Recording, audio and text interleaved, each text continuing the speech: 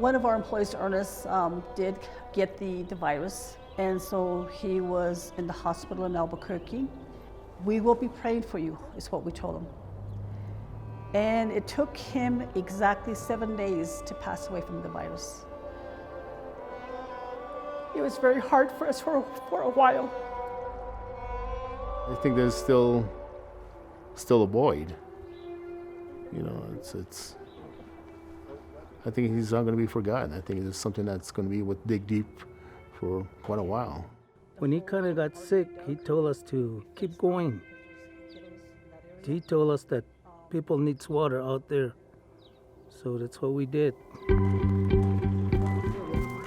Making sure, that none of us get sick, our team, or even our clients. We decided not to go into the homes right now. We have to take precautions, though. Everything has to be outside. That's what Brian and Kenneth were saying about the anger, is that we can't do what we usually do. We should come up with something that is simple and all compacted. But still, it won't be inside, it will be outside with the elements. How do we protect that? So he thought about, hey, maybe we can build a suitcase around that. We had to keep looking at it. What do we need to do different? Every time we do boxes, there's always going to be a change.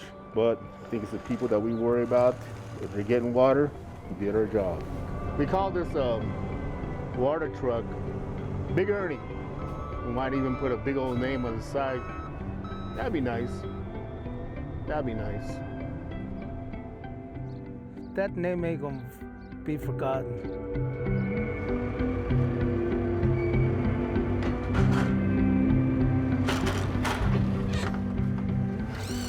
I think through the whole pandemic, we've all learned a lot from this. We've all learned the importance, how important the water is, how important it is for families to have plumb water.